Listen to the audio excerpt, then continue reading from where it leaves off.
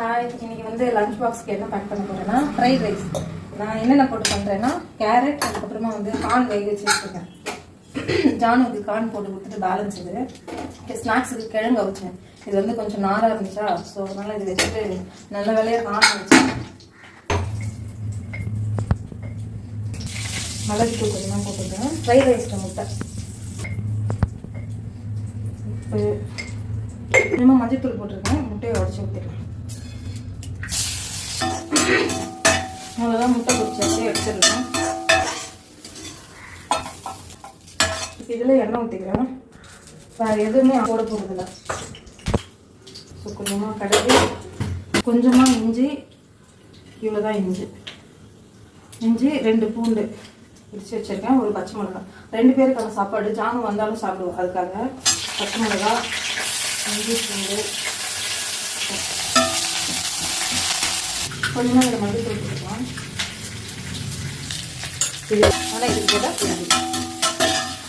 நேற்று வந்து என்ன சாப்பாடு, தக்காளி சாதம்னு சொல்லிட்டு கேரட்டை உருளைக்கிழங்கு போட்டு செஞ்சு கொடுத்தாருல, அவ்வளோ நேரமாக பொறுமையாக கேரட்டை ஓரம் கட்டி சாப்பிட்ருக்கா.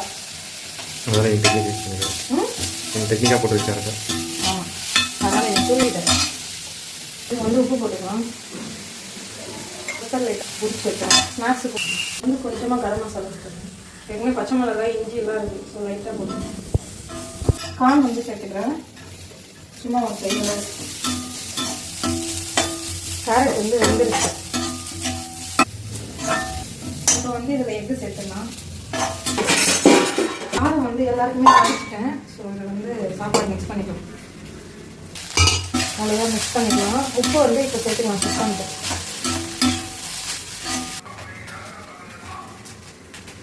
சாப்பாடு போட்டதுக்கப்புறம் உப்பு ஆட் பண்ணேன். அப்போ வந்து கேரட் மட்டும் தேவையான உப்பு போட்டுருக்கேன். இல்லைன்னா கேரட் ரொம்ப உப்பாக இருக்கிற மாதிரி இருக்கும். லைட்டாக நெய் போட்டுட்டேன். என்னன்னா கிமிக்ஸ் எல்லாம் சாப்பிடுறது. அதனால் லஞ்ச் பாக்ஸ்க்கு வந்து சாப்பாடு ட்ரை பண்ணி பாருங்கள். உங்ககிட்ட என்ன வெஜிடபிள் இருக்கோ, உங்கள் குட்டீஸ் என்ன வெஜிடபிள்ஸ் சாப்பிடுவாங்களோ அதை கூட ட்ரை பண்ணி பாருங்கள். சாதம் வச்சுட்டா நமக்கு வேலை ஈஸி. நான் சைட் டிஷ் எதுவும் வைக்கல. அதுலேயே வெஜிடபிள் நிறைய இருக்குது. சாப்பிட மாட்டான். சாப்பிட்டா எக்கு சாப்பிடுவா, பொட்டேட்டோ சாப்பிடுவான். ஸோ அதனால் வேறு எதுவும் சைட் டிஷ் வைக்கல. சாதம் வந்து ஆறிடுச்சு, பேக் பண்ணிடணும்.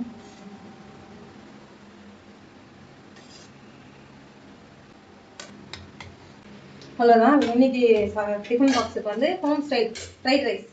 மறக்காம ட்ரை பண்ணி பார்த்துட்டு எப்படி இருந்ததுன்னு கமெண்ட்ல சொல்லுங்கள். நெக்ஸ்ட் வீடியோ மீட் பண்ணுறேன். இந்த வீடியோ பிடிச்சிருந்தா லைக் பண்ணுங்கள், கமெண்ட் பண்ணுங்கள், ஷேர் பண்ணுங்கள். பாய்.